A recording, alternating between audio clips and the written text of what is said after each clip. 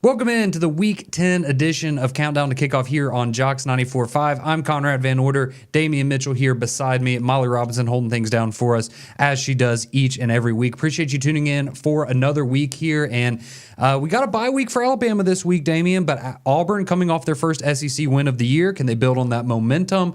We have some, I would say, interesting potential trap games in the SEC that we're going to get to on this week's show. But before we do that, we have to remind you about our good friends at Dread River Distilling Company.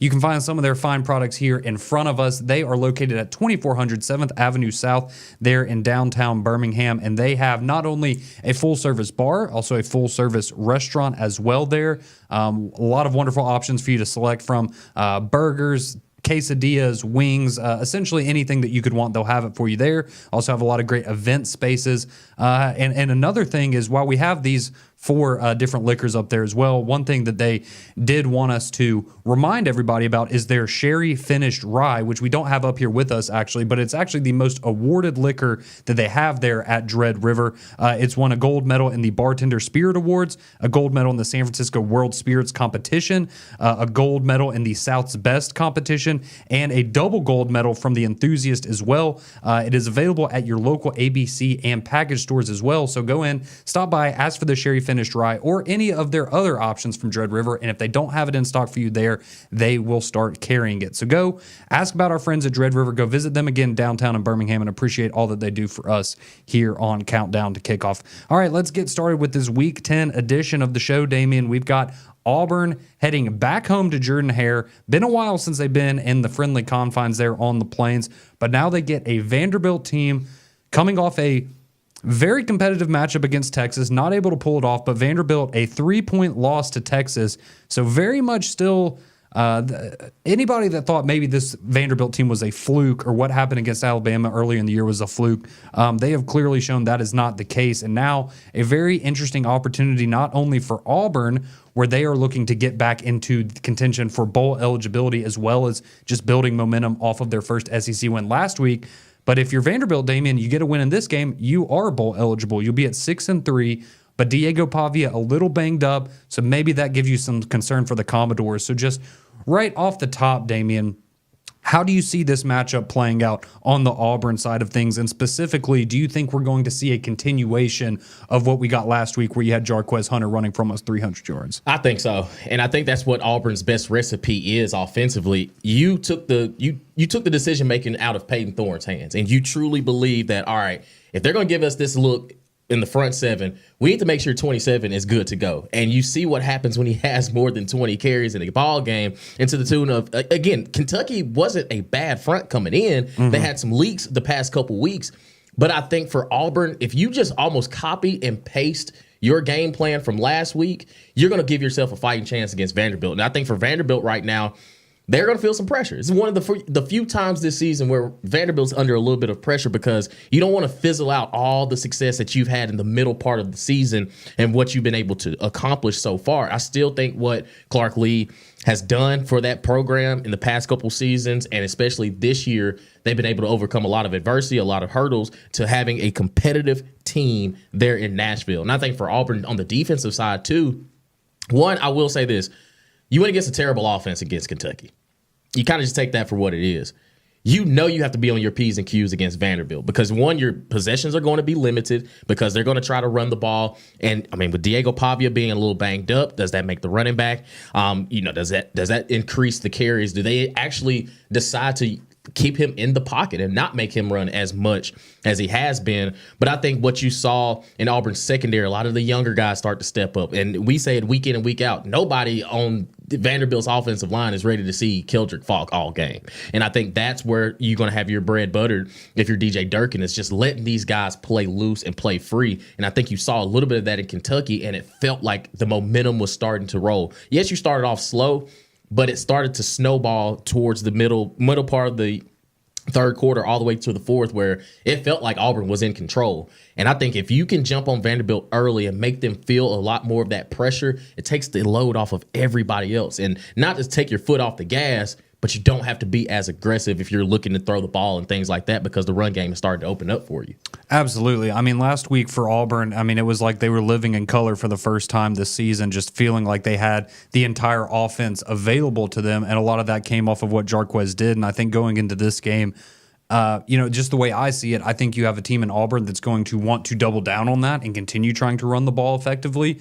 But I think for Vanderbilt, you're maybe doing the opposite, right? You're trying to get Diego Pavia in some of these short and intermediate passing game situations that we've seen, going back to the Alabama game, that he was so excellent operating in that, and really just being able to maneuver around the pocket, break out of the pocket, and extend plays, and just pretty much allow, it's almost like backyard football sometimes when you're watching them play with just his style. And I think if you're Auburn, that's got to be something that you really try.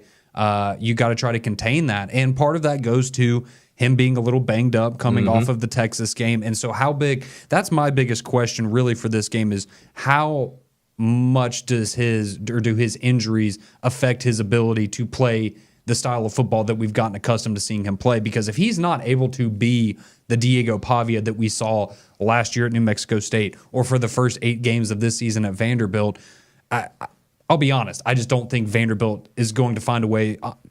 I don't think they're really going to beat anybody left on their schedule if they don't have him playing to the highest of his abilities. And so that's going to be a big factor. And you wonder if that's something where, does Auburn get maybe a little more aggressive on the defensive side of things? You try to put more pressure on him early. Maybe you're trying to get a couple of quarterback hits on him, kind of send a message and let him know, like, all right, we're coming for you. So, just kind of, have them just think for an extra split second, because that can make all the difference in a game like this. But it's also, the narrative of a revenge game, right? Because this is a spot that Hugh Freeze has struggled in now for 2 years in a row. Of course, I just mentioned, we all remember what happened when New Mexico State came into Jordan-Hare last year and pulled off that upset 31-10. Then you go back 2 years ago to a New Mexico State team that went and beat Liberty, that was then coached by Hugh Freeze.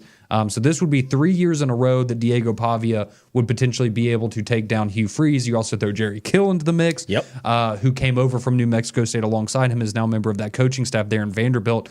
So you wonder if is there any bit of that mental game maybe that's going on with Hugh Freeze specifically we heard him at his press conference on Monday, like, I don't want to see this kid again. And I completely understand that. I think there's a lot of people in the SEC that are glad that this is the only year they're going to have to face him. But it's going to be really interesting down there on the Plains. This is such a big opportunity for Auburn to prove that, again, the Missouri game, that was a disappointment. But to be able to brush that off and look as good as you did in the last 52 minutes or so of the game against Kentucky, you look at what's ahead for Auburn, and you have Louisiana Monroe, and then you have Texas A&M, and then you have Alabama.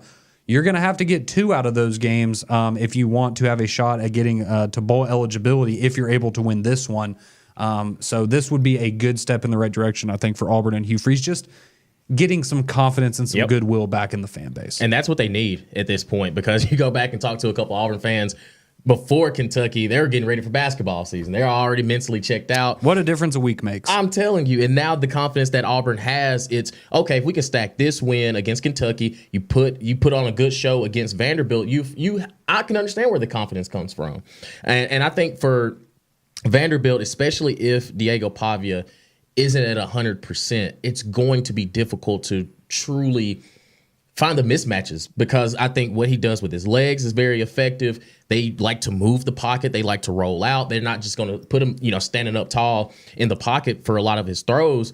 But I think that's where you have the advantage, because I think Auburn's defensive speed collectively can kind of counteract some of that stuff. If you're giving the quarterback contained, you're not trying to, you're limiting how many possessions that they have anyway.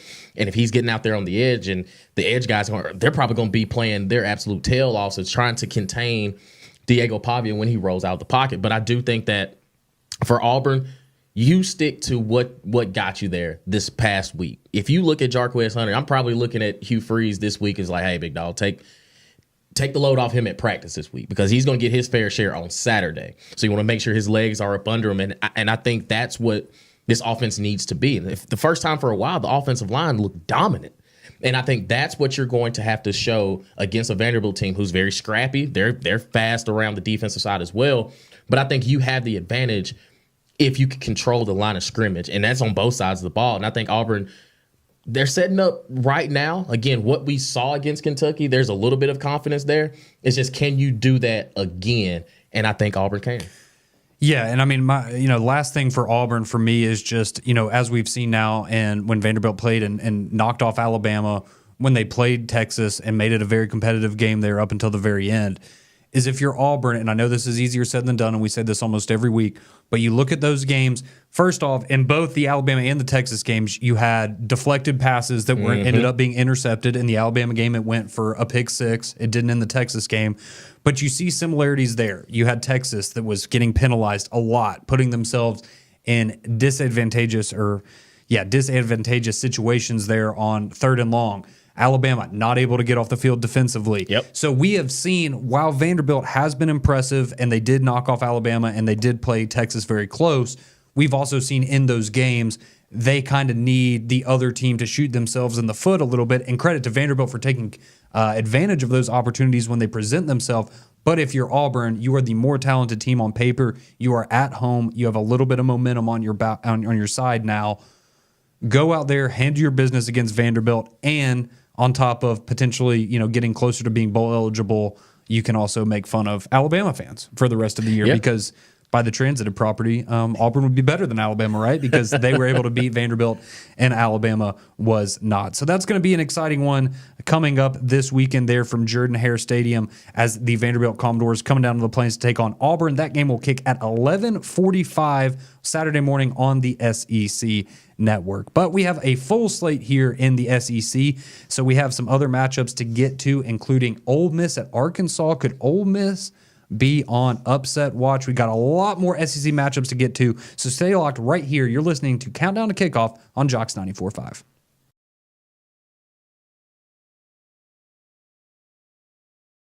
Welcome back into Jocks Countdown to Kickoff. Damian Mitchell alongside Conrad Van Order and Molly Robinson holding things down. We are here on Jocks 94.5, presented by our friends at Dread River Distilling Company. You can find them 2400 7th Avenue South. I was just there last week, had a wonderful time. Of course, I'm telling you, the Birmingham Fog, it is the go-to old-fashioned. If you like your old-fashioned smoked with a little sweet taste at the end, I'm telling you, need to order that, and a bevy of options, as you can tell here on the screen. But also, when you get there, they have it all there for you. Service on tap. You heard us talk to the guys last week, and they take pride in it. They have a lot of fun making these wonderful spirits and beverages. And again, if you can't find them there in the store, go to your ABC store. Everything will be there. And tell me that your friends from Jocks Countdown to Kickoff sent you there to Dread River Distilling Company. Of course, we have some games on the weekend we got to talk about. Ole Miss travels to Fayetteville to take on the Arkansas Razorbacks. That game at 11 o'clock on ESPN.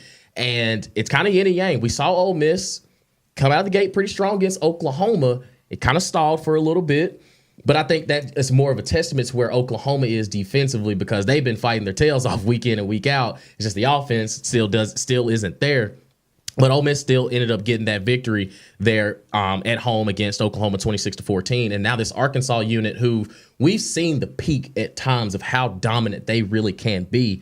And then we've seen some lulls over the couple weeks. But when you go back and watch that LSU game, it never really felt like Taylor Green was comfortable. They didn't have any identity in the run game, which was surprising, especially what LSU didn't do against Texas A&M.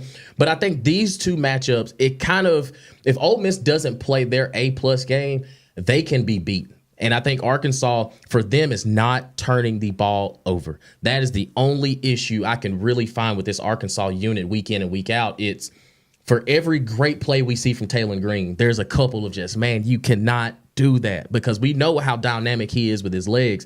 It's sometimes the arm and the brain are just, they're not there at the same time. And I think, Jaquindon Jackson has been banged up a few weeks, but he looks like he's going to be trending towards playing this weekend. But I think for Arkansas, what you do defensively can really neutralize what Ole Miss does offensively. And I think Ole Miss, you're going to have to play with pace. You're going to have to keep that defense running, because I go back and I watched that Tennessee game against Arkansas, and it seemed like Travis Williams had all his guys locked in on, okay, this is what we're going to do.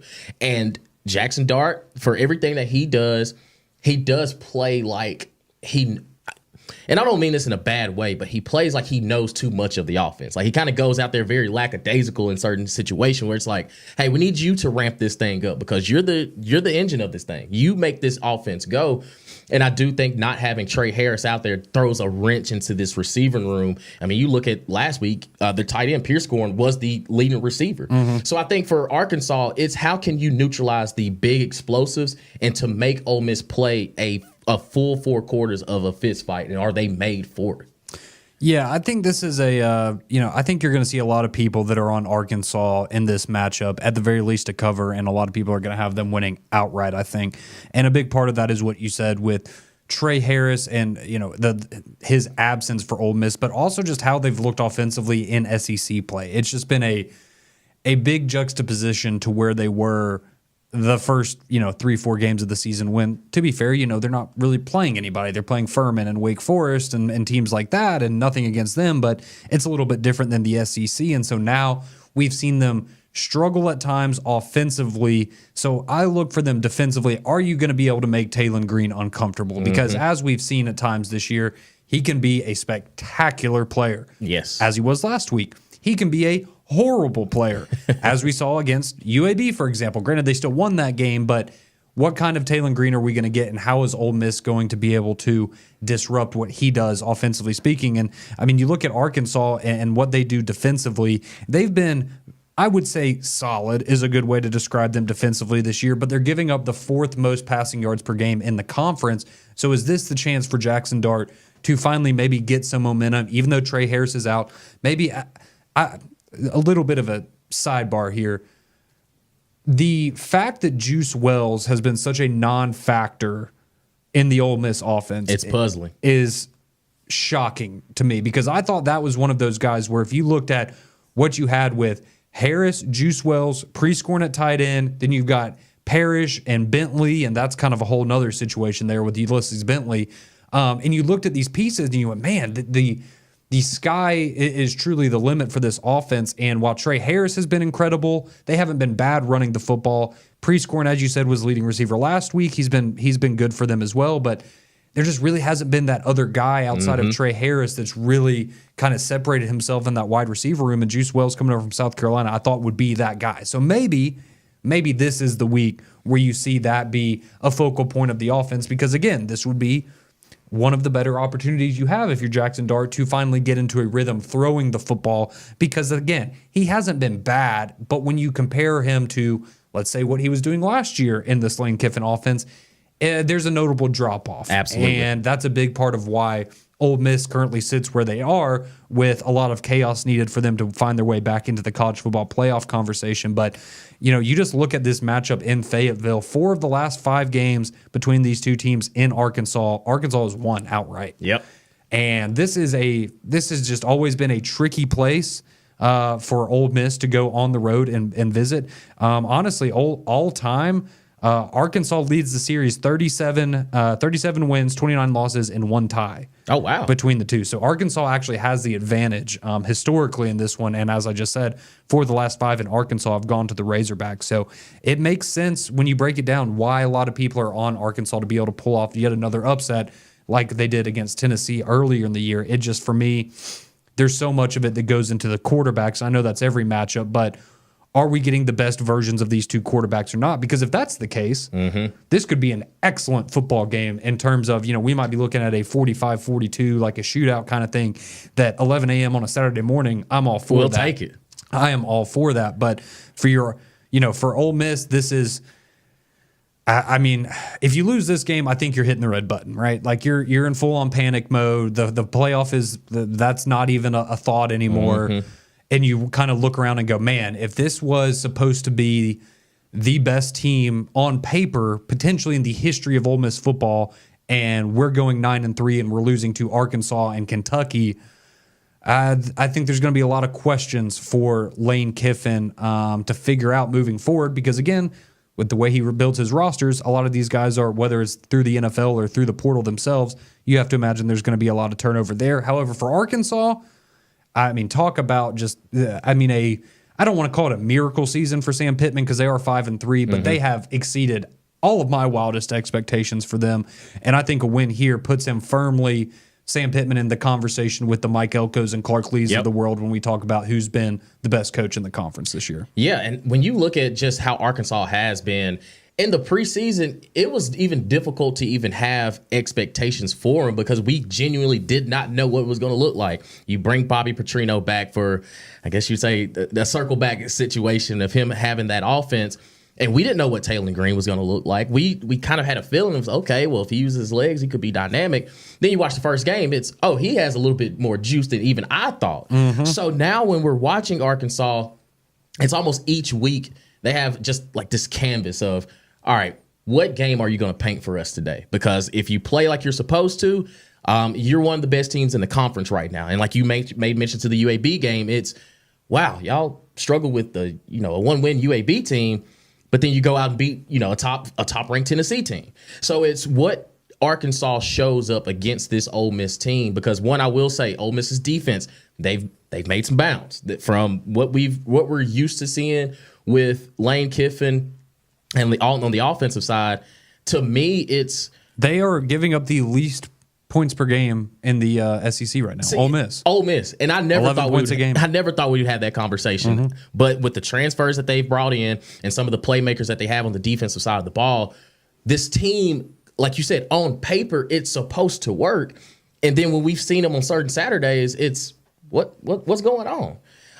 And I mean, if you're Lane Kiffin, you're probably looking at yourself as the anti-hero in a lot of this stuff because of the fact that, I've been so focused on the offensive side of the ball that my defense, I've kind of, Pete Golden's got it. But then when the defense is starting to make plays, it's, okay, why is the offense sputtering? This is the side of the ball we're supposed to be excellent on. And to your point about having Juice Wells there, I thought instantly, as soon as he got to that offense, it's, okay, if Trey Harris is 1A, Juice is going to be 1B. And it hasn't been like that. It feels as though when Jackson Dart doesn't have Trey Harris out there, everybody else is like, okay, what are we supposed to do? I was about to say, there's times where you just kind of look at whether it's Lane or Jackson Dart and you just kind of go, all right, you just need to calm down and get back to what's worked for you because we have such a track record of them having so much success together there at Ole Miss. So it will be a big one this weekend for not only the future of Lane Kiffin, the potential of Ole Miss maybe getting back in the playoff conversation, and Arkansas, can they get another big ranked win in the SEC under Sam Pittman, and a guy that a lot of people thought would be fired either by this point in the season, if not at the very end of the season. So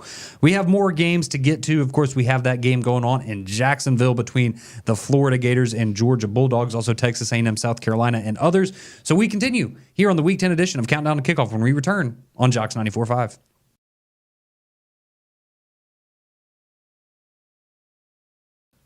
Welcome back in to the Week 10 edition of Countdown to Kickoff here on Jocks 94.5. Conrad, Damian, Molly with you here for a few more moments as we continue wrapping up and discussing some of the SEC matchups coming your way this weekend. But before we do that, let us tell you about our friends there at Dread River Distilling Company. We wouldn't be here without them. We appreciate all that they've done to support the show here on Jocks 94.5, as well as letting us come over there, giving us a personal tour, getting to meet the whole staff there. If you watched our show last week, you got to watch as we met with a couple members of the staff and had them kind of break down what the day-to-day life is like there at Dread River, because some of their backgrounds and what makes it such a unique place. But, of course, you have some of their fine liquor selections here in front of you. If the bourbon, you got the blue agave. I know we got the whiskey. If any of these don't suit your fancy, they have a number of other options. If you go to the ABC store, local package store, just ask what they have from Dread River, and they will get you taken care of there. They also have specials all throughout the week, whether you want to join them for happy hour, weekdays throughout the week. Their whiskey specials on Wednesdays. They have steak specials on Tuesdays, Wednesdays, and Thursdays. And of course, they have their classically trained Chef Kane there in the kitchen, who served us up some delicious food when we visited them. So go visit our friends at Dread River downtown in Birmingham, 2400 7th Avenue South. All right, getting into some of the other SEC games we have coming up this weekend, Damian. We have the world's largest outdoor cocktail party, if people are still calling it that. They still call it that? I don't know, but I like to call it that. As Florida and Georgia will be doing battle down in Jacksonville, Florida. We actually found out earlier this week that it looks like moving forward, because they're renovating the stadium there in Jacksonville, that you're going to have, I believe next year you're going to be in Mercedes-Benz there in Atlanta. The following year, they're going to be playing at Raymond James, where the Buccaneers play in Tampa Bay. Yep. And then ultimately, so 2 years from now, or 3 years actually, they will be returning to Jacksonville for the newly renovated stadium there. But this is a matchup for Georgia where they are riding high right now, Damian, and Florida, while props to them. They gave Tennessee a good fight a few weeks ago. Looked like they had something going there. But ultimately, dismantling Kentucky is what they had to settle for the next week, coming off of a bye. Now you have a Georgia team that looks like the class of the SEC at this point in the season. And again, it's a rivalry game, so some things you can kind of, throw out the window and just, crazy things happen in these kinds of situations. But Georgia is a significantly better team than Florida right now. And they play the games. There's a reason that they play the games. You have to feel confident, I guess maybe more confident about Florida and the direction they're heading right now with DJ Lagway. Unfortunately, Graham Mertz getting hurt a few weeks ago. So now you're rolling with DJ Lagway, the true freshman at quarterback. You have Ball, the true freshman running back, who's been really electric for them. So a little bit of juice here down the stretch potentially for Florida as they enter the ugliest part of a very difficult schedule where they're going to face nobody but ranked opponents until the final game when they get reprieve against Florida State. Oh, boy. But I just, for this game, Damian, what does Florida need to do, or what needs to happen in your mind for Florida to realistically have a chance of pulling off the upset? It's easier said than done, but can you make DJ Lagway comfortable in the offense? Because the talent is there, but it felt like when he was going back and forth with Graham Mertz, you kind of just felt like the offense coordinator was kind of pulling an invisible string of just, we can't really let him loose right now. But now he's your only option. So there's got to be a way to, if you have to move the pocket a little bit, because I'm telling you, when we watched Georgia versus Texas and some of the things that Kirby Smart was doing defensively, it had Quinn Ewers looking lost. Arch Manning came in for a few snaps, and he was like, oh, my gosh, that's not Mississippi State across the board anymore. No. And I think for DJ Lagway, yes, you're a freshman. You're very talented. But, man, it's going to be tough. So I'm thinking – either you let the offense just fly and say, hey, you know what? We're throwing everything we got at them, because that's really what it's going to take. Because Georgia, at the way that they're playing right now, since that Alabama loss, they're starting to reel. It seems like they're starting to figure some things out. And I think defensively, if you can limit the big plays from Carson Beck and those receivers, I think you're strong enough in the defensive front to kind of contain their run game, because Georgia hasn't leaned on that for a couple weeks this year. And I think that's kind of the uniqueness of this Georgia offense is they're actually more pass happy than a lot of other teams have been, because you have Carson Beck, but they're almost settling and saying, like, we'll get a few yards in the cloud of dust and we'll see where it goes from there. But I think for Florida, one, you're going to have to limit those possessions. You're going to have to chew the clock and try to keep that offense at bay. But also you're going against a Kirby Smart defense, and you're looking at an uphill battle. But I think if you can get DJ Lagway a set of plays that are comfortable, if you have to utilize his legs a little bit more to just at least keep those defensive guys honest when he breaks the pocket, that's going to be your best recipe. And I think for Billy Napier, like you said, going into this month of November, even if you just look like you have a pulse this week against Georgia, I'm not going to count it as a win. And I really don't like the moral victory things, but you're going to feel a little bit better when you get into this backstretch. Yeah, I absolutely agree with that. And I think that, if you're Florida, like you were saying, you kind of just have to hope that DJ Lagway has the best game of his life, right? Yeah. And that's really what it's going to come down to, because I think on the other side, if you're Georgia, you maybe feel like, again, easier said than done, but I think the game plan is probably pretty simple, right? Make him uncomfortable. He's a true freshman. Yep. You're the Georgia defense. it kind of, writes itself right there, right? And so if you're Georgia, you have to imagine that you're just going to try to pressure him as much as possible. On the flip side, if you're Florida, as we've seen with Carson Beck this year, he's been a little turnover happy ever since the Alabama game. And when you get pressure on him, it forces him to make bad decisions. And so if you're Florida, that's where you want to live and die. I think as you want to be aggressive, that might mean you're giving up some explosives here and there, but it's Georgia, right? They're going to score points. It's just a matter of, are you going to be able to get a couple of turnovers and potentially win the turnover battle? Because that, again, is going to be something that if that doesn't happen, I just don't really see a clear path to victory for the Gators in this one. You do have both teams coming off of a bye. Both teams are, needed to get rested up. We know Georgia's been dealing with some big time injuries. It looks like Tate Ratledge is going to be back, who is arguably the best offensive lineman in the entire country. It looks like he's going to come back, but you do have a couple of safeties who are going to miss the first half of the game on the Georgia side because of targeting calls back against Texas 2 weeks ago.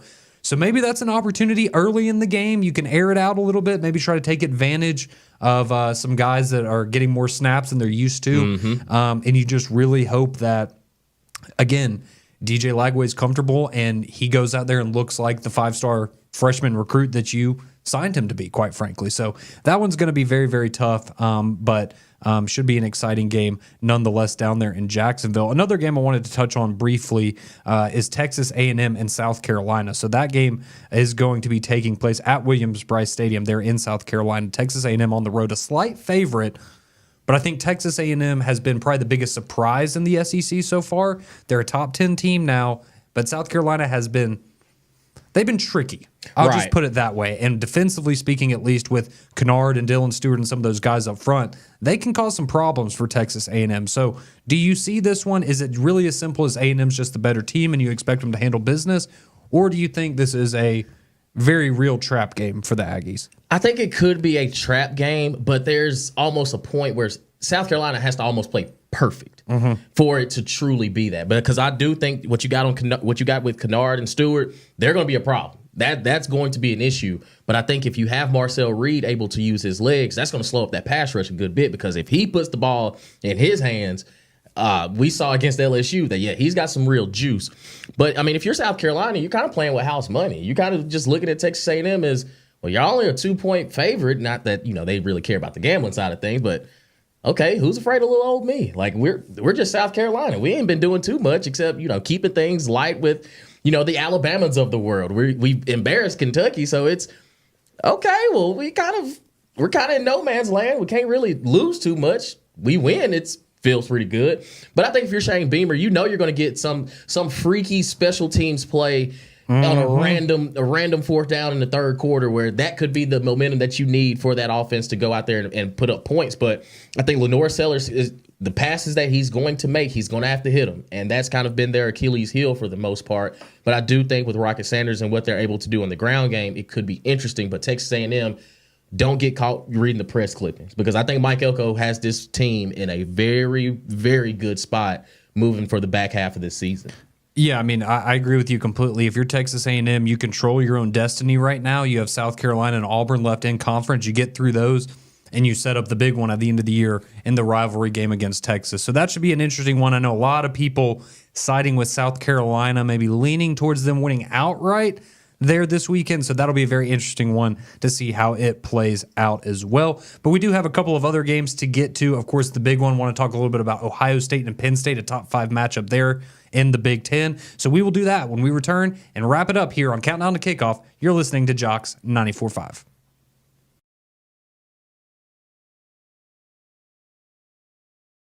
Welcome back into Jocks 94.5, Countdown to Kickoff. Damian Mitchell, Conrad Van Order, and Molly Robinson here with you for a few more moments. Of course, we're brought to you by our friends at Trev River Distilling Company. You've got to get down there. Again, these wonderful spirits. I can't wait to crack the bottle open, and when we do, we will have a good time because we tried them. And if I had to pick, go to the Blue Agave.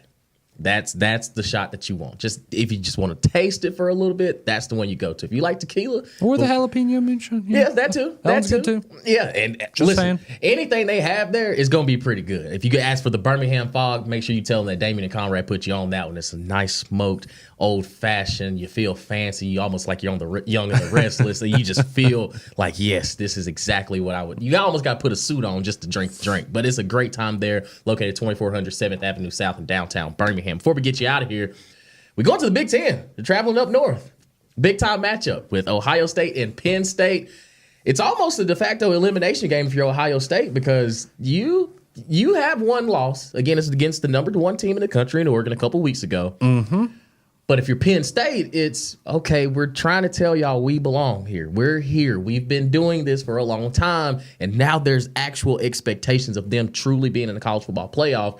but you got to be able to get over that Ohio State hump, which James Franklin hasn't done often since he's been up there in Pennsylvania. But I think that for Ohio State and Ryan Day, you knew you were going into this season with a lot of pressure. Now that the season is here, you've constructed literally the best roster money could buy, and yet you still find yourself in the same boat you were in last year of, man, how does this loss happen? How do you go up there and lose to Oregon? And now you're putting yourself behind the 8 ball against a top-ranked team in Penn State, who at moments has looked pretty good. At moments it's, okay, this is the James Franklin Penn State team we're used to. But either way it goes, at 11 o'clock on Fox, it's going down between Ohio State and Penn State. Yeah, I mean, this is, as you said, potentially a elimination game for Ohio State, which is crazy to think about just with how stacked they look coming into the year. And granted, you know, I think they would still have a decent chance to get in, just because if your losses are to the number 1 and what would at that time be the number 3 teams in the country, you're going to get some wiggle room. But you absolutely would have to put up an impressive performance against Indiana later in the year to have a ranked win under your belt and show that you have something, you know, worth something on your resume other than just good losses. But my concern with Ohio State, and I know Molly was, you know, absolutely loving the game against Nebraska last weekend, and you know, it looked like Nebraska might be able to close it out, and you know, they ultimately fall just a little short, but they were able to give Ohio State fits, offensively speaking, and now you're going up against a defense that, statistically speaking at least, is better across the board than Nebraska was. And Nebraska has a very good defense, but Penn State has an elite defense that I would say. And I think you have somebody that, again, is a little more experienced at quarterback in Drew Aller, somebody that has more experience playing in the Big Ten. You've seen this offense for Penn State have more juice this year than it has in years past under James Franklin. And it really feels like this is the opportunity, right? If you're Penn State, this is your chance to prove and finally get over this hurdle that has been Ohio State and Michigan, to be fair, in your own conference. Because regularly, I mean, you could pretty much write in pen at the beginning of the year, Penn State's going to go either 9-3 or 10-2. They're going to lose to Ohio State and Michigan, maybe one more, and they're going to finish somewhere in the top 15 or so teams in the country. This is your chance to buck that trend. This is your chance to prove that you're ready to play with the big boys. You're ready to take over, and a Michigan team that's not living up to expectations this year. If you win this one, an Ohio State team that's not living up to expectations this year, and you put yourself firmly up there with Oregon as the class of the Big Ten. And I'll tell you this right now, if Ohio State loses on Saturday, I'm not saying it will happen this next week, Ryan Day is fired, in my opinion. I think this would be it for him if you lose this game. Yeah. Granted, could you potentially get in the playoff still and win a national championship? Yes, there is a possibility of that happening, but anything short of that, if you lose this game, because now you haven't beaten Michigan 3 years in a row, now the one team you could beat regularly, you're losing to them when you just spent $20 million on your roster. Patience is going to be thin up there in Columbus, and I think that this could be the final nail in the coffin for Ryan Day, and I'm not, whether that's fair, whether that's right, whether that's wrong, whatever you want to call it, this is a big game for Ohio State to prove that, okay, we are still right up there with Oregon. That game was so close. We're still the class of the Big Ten alongside Oregon, and yeah, you cannot lose this game to Penn State, and but it's a battle of two coaches that don't like winning big games. So I feel like it's honestly just kind of a crapshoot when you look at what Ryan Day and James Franklin have both done in their careers against top 10 teams. It's not great, Damian, but somebody's got to win, right? Yeah, and I think for Ohio State, you've got it. You have to win this one. And again, we talk about how this roster has built. You got Jeremiah Smith, who's a true freshman that many people may not know, but they're probably going to figure out on Saturday. And I don't think Penn State has a defensive back that can contain him for 4 quarters. But I do think that if you're Ohio State, you're under the pressure that you're under, but you have to win this ball game. And I do think going into it, you are the better team. It's just, can you prove it to Penn State that you are? And I think that I agree with you to the point that if Ryan Day does lose this game, I don't see how you continue to have him as your head coach, because, like you said, you already can't beat Michigan, and then the one team you got to beat, you fall to them. You're used to this. So, like, at some point, if that's where the program is starting to trend towards, Yeah, some changes are definitely on the horizon. Yeah, and it doesn't mean Ryan Day's a bad coach. It's just the reality of, Ohio State is, like the Georgias and Alabamas of the world, right? The expectations are different. Yeah. And especially when you spend as much money on their roster as we know that they did, the expectations get even higher from there. So that's going to be a great game, the biggest game of the weekend, nationally speaking. Again, that is Ohio State taking on Penn State, a 3 versus 4 matchup. That will be an 11 a.m. kick on Fox. So get started bright and early. You can enjoy a little bit of that game, then turn on over to Auburn and Vanderbilt. Yes, sir. It's going to be a great day, not only in the SEC, but across the entire college football landscape. So we will be back next week for the Week 11 edition, Damian, of Countdown to Kickoff. The season seems to fly by, but next week, Alabama, LSU. Going to be a big one. Can't wait to break that one down for you, but appreciate you tuning in. Again, thanks to our friends at Dread River Distilling Company. Go visit them, 2400 7th Avenue South in Birmingham. For Damian Mitchell, Molly Robinson, I'm Conrad Van Order, and you've been listening to Countdown to